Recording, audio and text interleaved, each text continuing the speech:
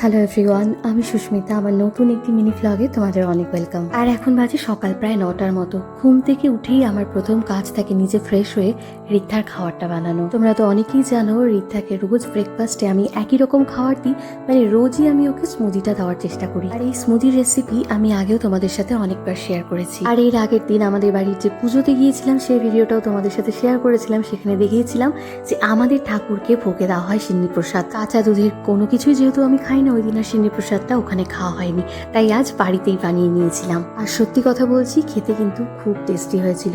তো রিদ্ধার খাওয়া শেষে ওকে স্নান করিয়ে দিয়েছি। এখন ওর হাতে একটু আপেল দিয়ে দিয়েছিলাম। রিদ্ধাকে আমি কিছুতেই তো চিবিয়ে খাওয়ার অভ্যেস করতে পারছি না।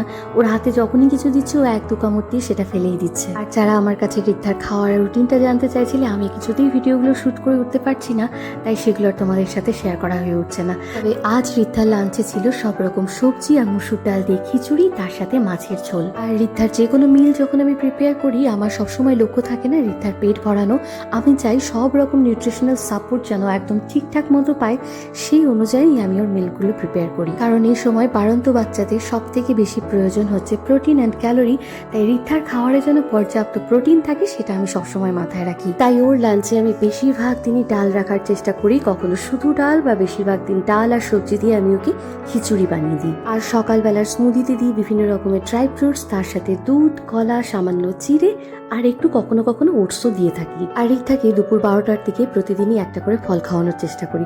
আগে তো রোজই মৌসুম্বির জুস করে দিতাম, কিন্তু এখনকার মৌসুম্বিগুলো এত টক, তাই বিভিন্ন দিন বিভিন্ন রকম ফল দিয়ে থাকি। সন্ধ্যেবেলার এই খাবারটা আমি রিদ্ধাকে ঘুরিয়ে ফিরিয়ে দেওয়ার চেষ্টা করি। কোনোদিন দিই দুধ সাবু, কোনোদিন বা রুটি, কোনোদিন ওটসের খিচুড়ি, কোনোদিন বা দুধ, কলা, ছাতু এইসব একসাথে মেখে দিই। আর খাওয়ানোর স্টার্টিংটা সবসময় ওকে ধরে বেঁধে খাওয়াতে হয়। আর রিদ্ধার ডিনারে প্রতিদিনই আমি একটা করে ডিম রাখার চেষ্টা করি, কখনো বা ডিমের ঝোল, কখনো বা সেদ্ধ ভাত ডিম সেদ্ধ দিয়ে। শুধু একমাত্র শনিবার বাদ দিয়ে রিদ্ধাকে আমি প্রতিদিন রাতেই ডিম সেদ্ধ দিয়ে থাকি। পরে কখনো রিদ্ধার এই সমস্ত খাবারের রেসিপিগুলো তোমাদের সাথে শেয়ার করব। চলো আজ তাহলে টাটা, দেখা হচ্ছে আবার পরে কোনো ব্লগে। ততক্ষণের জন্য সকলে খুব ভালো থেকো।